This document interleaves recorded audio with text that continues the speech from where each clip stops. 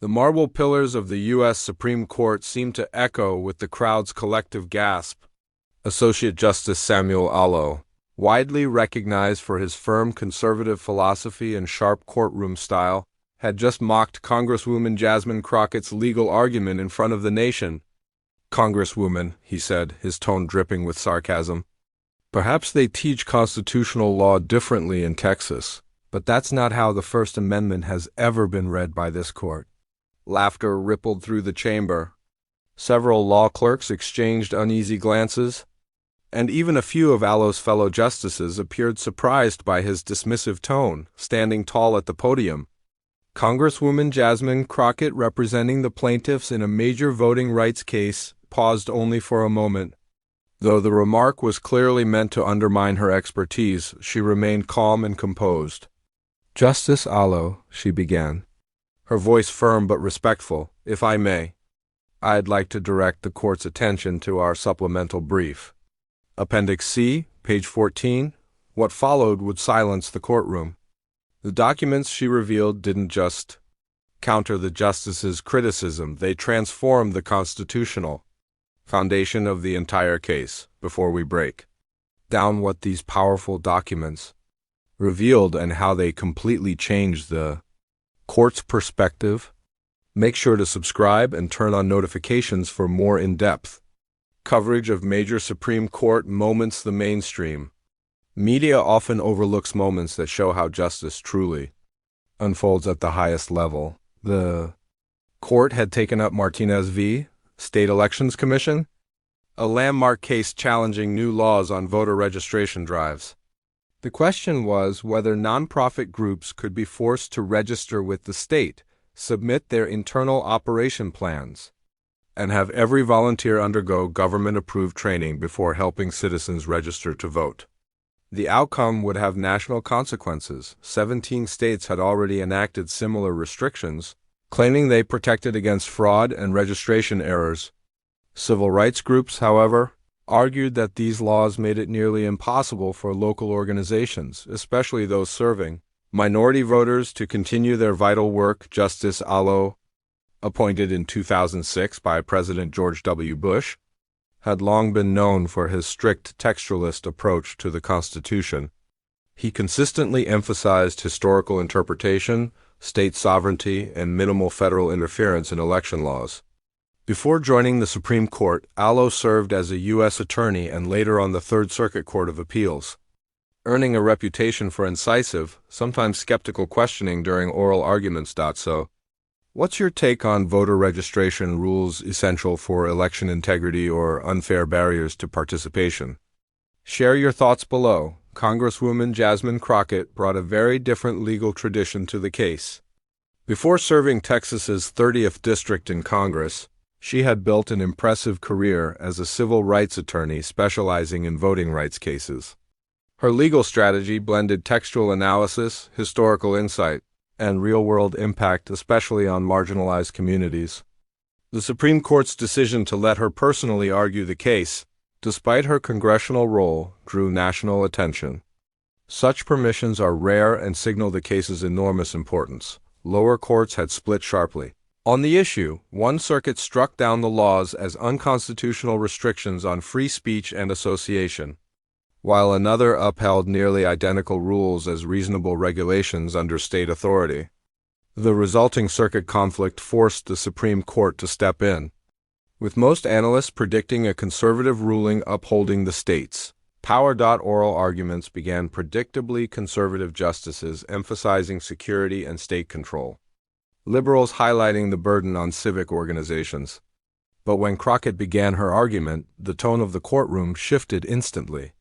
Instead of relying solely on First Amendment arguments, she traced the historical roots of voter registration drives as core political association rights, protected not just by the First Amendment but also by the 14th.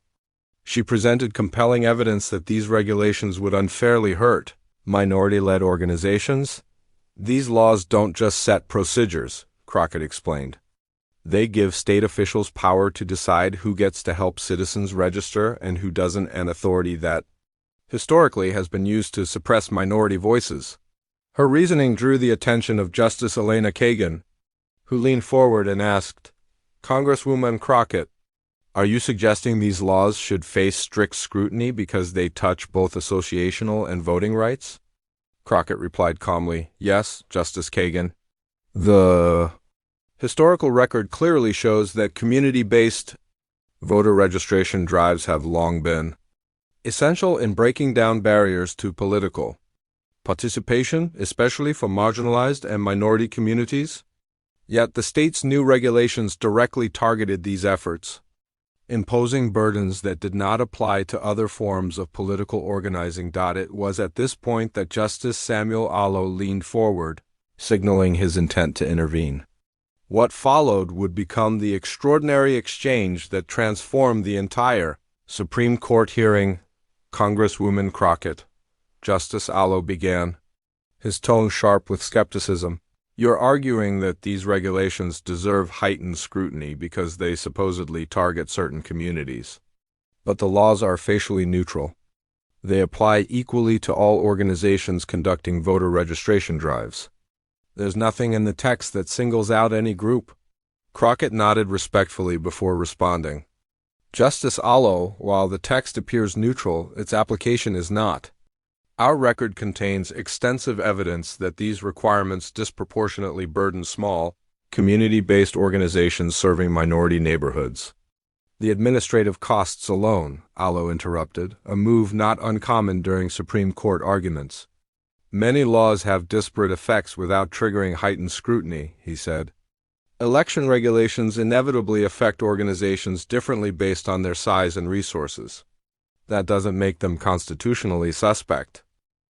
"With respect, Justice Alito," Crockett continued evenly, "our argument isn't based solely on disparate impact. It's about historical continuity. When viewed in the context of this state's long record of restricting registration drives in minority communities, these regulations follow a deeply troubling pattern of suppression." "Counselor," Alito interjected again, his tone growing more dismissive, "historical context doesn't transform a neutral regulation into a discriminatory one. This court has repeatedly held that current burdens must be evaluated on their own terms, not through the lens of decades-old practices that have long since been abandoned." The tension was now unmistakable. Several justices shifted in their seats, sensing that the exchange had grown unusually pointed. Crockett, however, maintained her composure. "Justice Alito," she replied calmly, "we're not relying on outdated history. Our evidence includes recent legislative records, with sponsors explicitly discussing how these requirements would limit organizations working in specific communities. Those statements don't prove discriminatory intent," Alito countered. "Legislators routinely discuss how laws might impact different constituencies. That's part of the democratic process." Crockett took a brief pause, then redirected. "Justice Alito, our position aligns with this court's decision in Meyer v. Grant, which recognized that petition circulation constitutes core political speech deserving the highest First Amendment protection. Voter registration efforts, too, are acts of political association and advocacy." That was when Justice Alito delivered the remark that would define the moment and ignite national headlines. "Congresswoman," he said, his voice carrying a trace of condescension, "perhaps they teach constitutional law differently in Texas, but that's not how the First Amendment has ever been interpreted by this court. Meyer dealt with direct political advocacy, not administrative registration. States retain broad authority to regulate the latter under Article 1. Scattered laughter broke out in the chamber. A few clerks exchanged uneasy glances. Even some of Alito's fellow justices seemed surprised by the dismissive tone and the implicit questioning of Crockett's legal expertise. Standing tall at the podium, Congresswoman Jasmine Crockett paused, unflinching.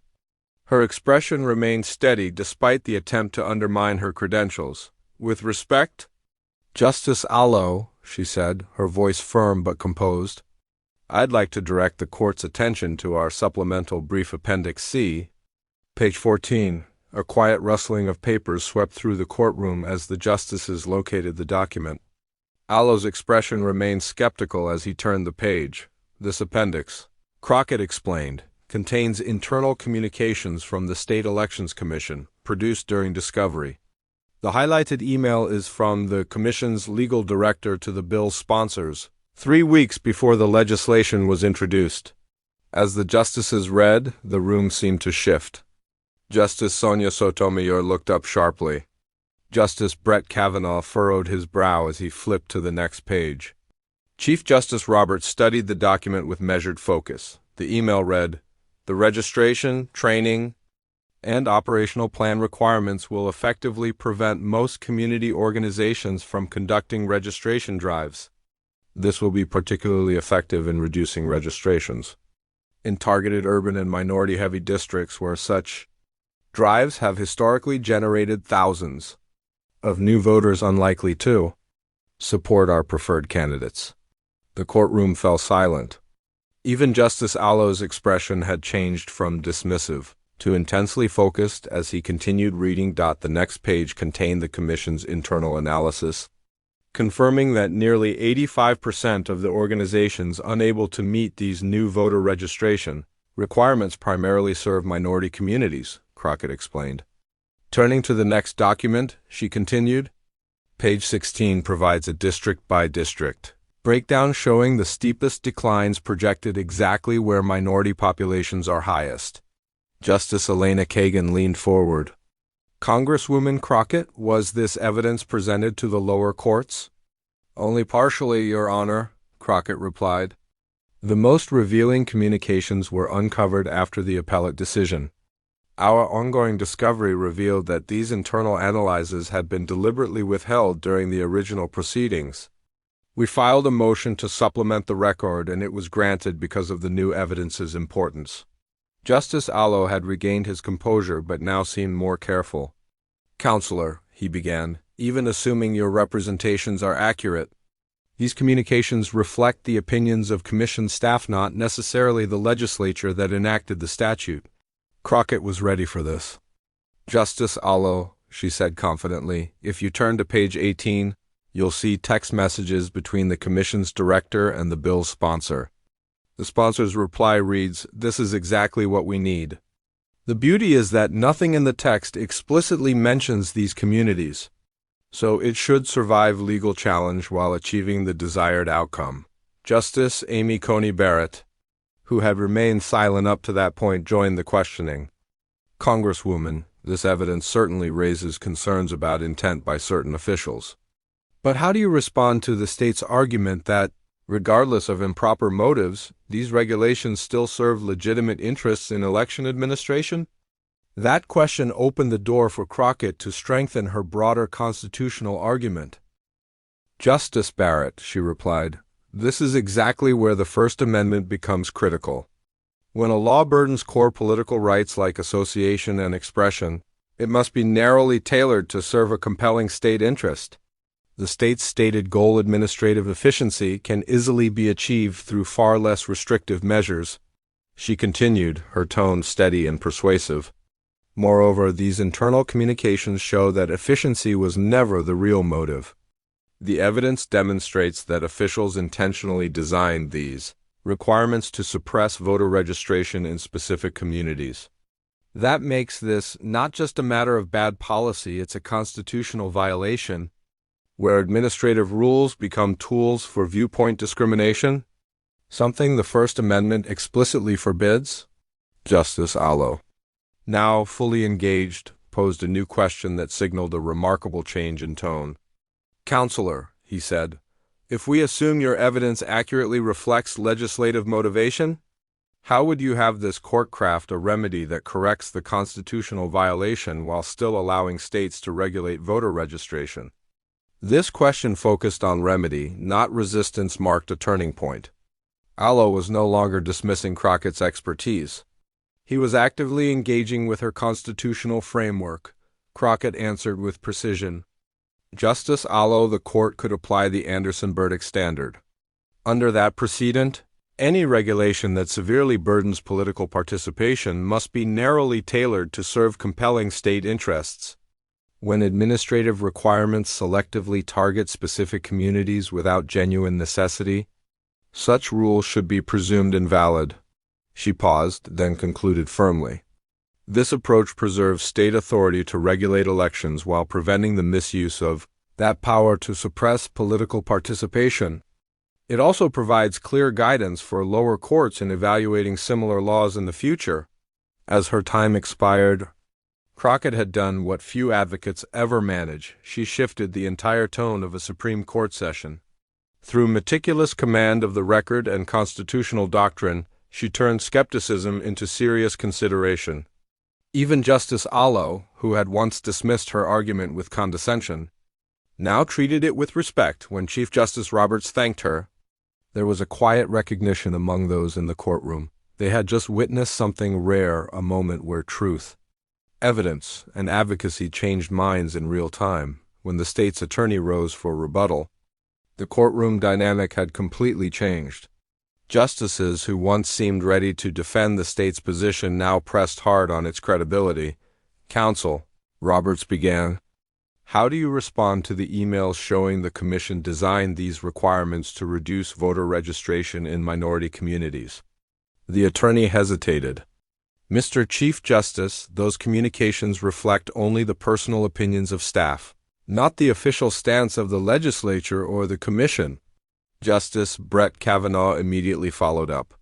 "But the text messages between the commission's director and the bill's sponsor explicitly acknowledge a discriminatory purpose and even celebrate how neutral language conceals it.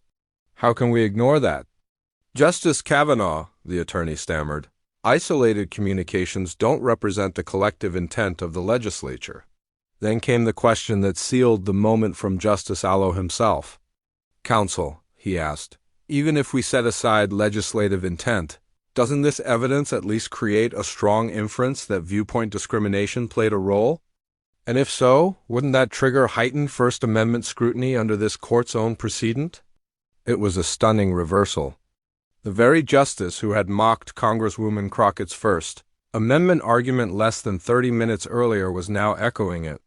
His words reflected not dismissal but respect for the legal framework she had so powerfully established. The state's attorney quickly understood the significance of this sudden shift. "Justice Alito," he began, "even if certain officials acted with improper motives, these regulations still serve legitimate state interests. Their purpose is to ensure accurate and secure voter registration. This court has long held that facially neutral election laws deserve deferential review." Justice Elena Kagan immediately seized on the point. "But that's exactly what Congresswoman Crockett argued," she countered. "When the record shows that neutral wording was deliberately used to hide discriminatory intent, doesn't that fundamentally alter the constitutional analysis?" Even Justice Clarence Thomas, who rarely speaks during oral arguments, joined in. "Counsel," he asked, "how do you reconcile the Commission's internal projections showing these rules would reduce registration by over 80% in predominantly minority districts with your claim that the burdens are incidental?" As the questioning continued, the courtroom atmosphere changed entirely. The documents Crockett had presented reshaped the justices' understanding of the case. Even those who initially favored the state's position now focused sharply on the evidence of intentional discrimination and its constitutional impact. By the time arguments concluded, legal analysts were already predicting that the court might issue a sweeping ruling against discriminatory voting restrictions, something few had expected. From the current conservative majority outside the courthouse, reporters crowded around Congresswoman Crockett. The first question was inevitable: how did she stay calm when Justice Alito openly mocked her credentials? "My focus wasn't on personal remarks," she replied steadily. "It was on ensuring the court engaged with the facts. The documents speak for themselves. They turned an abstract debate over state power into a concrete case of intentional discrimination, precisely what our Constitution forbids." When asked about Justice Alito's apparent shift during the hearing, Crockett was poised and professional. Once the evidence was on the table, Justice Alito asked thoughtful, substantive questions, she said. That's how the judicial process is supposed to work. Arguments should be tested by evidence, not assumptions. Legal scholars quickly recognized the day's significance. Harvard law professor Noah Feldman told CNN, "What we saw today was extraordinary." A justice dismissed an advocate's legal theory, then adopted it once confronted with undeniable evidence. It proves that facts can reshape constitutional interpretation. At Georgetown University, Professor Paul Smith echoed that sentiment on social media. Congresswoman Crockett didn't rely on abstract doctrine. She directed the court to specific proof that changed the entire framing of the case. By that evening, the hearing was being hailed nationwide as a turning point. What had seemed likely to be a narrow affirmation of state authority now appeared poised to become a landmark voting rights decision. Legal blogs predicted that the court would rule that evidence of discriminatory intent triggers strict scrutiny. Even for facially neutral regulations, the exact argument Crockett had made, one prominent constitutional scholar summarized it perfectly. Justice Alito may have mocked Jasmine Crockett's legal training, but her mastery of the facts and the Constitution ultimately changed how the entire court saw the case. It's proof that evidence and precision still matter in the pursuit of justice. 3 months later, the Supreme Court issued its ruling in Martinez v. State Elections Commission. In a stunning 7-2 decision written by Chief Justice John Roberts, the court struck down the voter registration rules as violations of the First and 14th Amendments. Even more surprising, Justice Alito joined the majority rather than writing or signing a dissent. The majority opinion cited extensively from the very evidence Crockett had introduced, establishing a powerful new framework for evaluating voting. Restrictions with discriminatory intent. When plaintiffs present credible evidence that facially neutral voting regulations were designed to suppress identifiable groups, Roberts wrote, courts must apply strict scrutiny regardless of administrative justifications. States have broad authority to manage elections, but that power cannot be used as a pretext for discrimination or political suppression. The opinion directly referenced the emails and text messages Crockett had revealed. The record contains disturbing proof that officials deliberately structured these requirements to reduce voter registration in specific communities based on perceived political preferences. Such motives are incompatible with the state's duty to uphold neutral and inclusive election processes. The court also established a new burden-shifting standard when plaintiffs present substantial evidence of discriminatory intent. The burden shifts to the state to prove that the regulation would have been enacted regardless of that intent, and that it is narrowly tailored to serve a compelling state interest. This new precedent, far more protective of voting rights than observers expected, had immediate nationwide implications. Within weeks, 16 other states with similar voter registration laws suspended enforcement, announcing reviews or revisions to comply with the ruling. Legal experts across the country hailed the decision.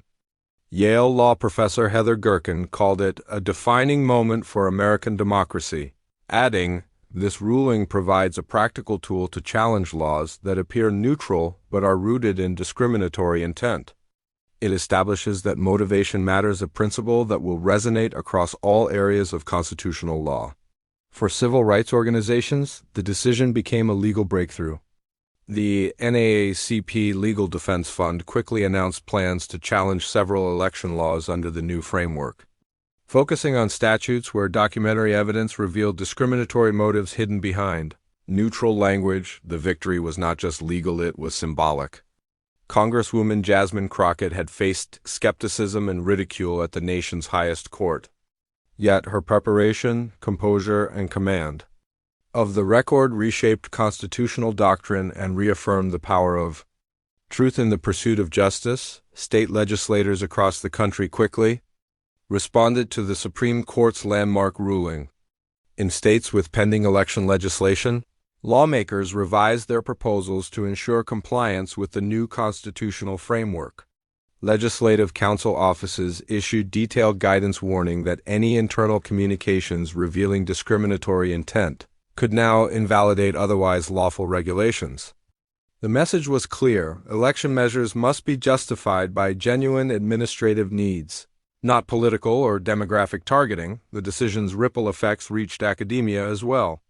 Law schools swiftly integrated Martinez v. State Elections Commission into constitutional law courses, using the oral exchange between Justice Alito and Congresswoman Jasmine Crockett as a case study in how compelling evidence can reshape judicial interpretation.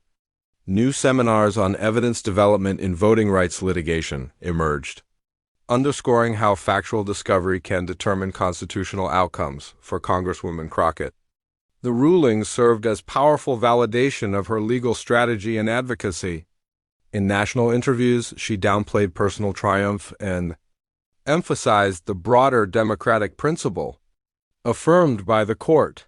This decision reinforces that our democracy cannot be manipulated through laws designed to silence specific communities, she explained. When evidence shows discriminatory intent, courts must look beyond neutral language to uncover the true purpose and impact of voting restrictions. When asked about her now-famous exchange with Justice Alito, Crockett remained composed and substantive. The focus was never on tone, it was on the evidence, she said. The record revealed the real motivation behind these laws, and the court correctly placed that evidence at the center of its analysis. In a later address to the American Law Institute, Justice Alito himself appeared to reflect on that transformation. Without naming the case directly, he spoke on the importance of judicial openness. Judges must remain willing to have initial impressions changed by evidence and argument. That flexibility is not weakness, it is the essence of sound judicial reasoning. Many observers viewed this as a quiet acknowledgement of how Crockett's factual presentation had shifted his own understanding during oral arguments. The Martinez ruling soon reshaped voting rights litigation nationwide. Lower courts adopted the new framework, giving unprecedented weight to proof of actual discriminatory intent rather than accepting facial neutrality at face value. Within a year, multiple restrictive voting measures were struck down, and a Brennan Center for Justice study estimated that litigation under the Martinez standard had restored voting access to nearly 1.8 million Americans. In classrooms, law professors replayed the oral argument to illustrate effective advocacy. "Watch how Crockett never takes the bait," one professor told her students. "She redirects every dismissive comment back to constitutional evidence." That's precision advocacy anchoring persuasion in substance, not emotion. The Martinez decision also transformed how legal teams prepare Supreme Court cases. Top litigators began emphasizing the discovery of documentary evidence over purely doctrinal argument, recognizing that facts, when properly developed, can transcend ideology. As one leading advocate wrote after Martinez, "Every serious constitutional challenge starts with evidence, not rhetoric." Ultimately, the case demonstrated that constitutional law evolves through the interplay of evidence, argument, and judicial reasoning. As Stanford's Professor Pamela Karlan observed, Martinez proves that when confronted with undeniable evidence of discriminatory intent, justices across the spectrum return to first principles, the Constitution's guarantee of equal participation in democracy. The legacy of that extraordinary oral argument, beginning with a dismissive remark and ending in a historic affirmation of voting rights, continues to influence both advocacy and judicial philosophy. As Georgetown Law Dean William Treanor reflected, Martinez reminds us that constitutional interpretation is not static. It grows through courage, clarity, and the power of truth. If this story of evidence-driven advocacy inspiring judicial transformation moved you, don't forget to like and subscribe. We bring you the most consequential Supreme Court moments that show how facts, not ideology, shape constitutional history. Share this with anyone who believes in the power of advocacy, evidence, and democratic integrity.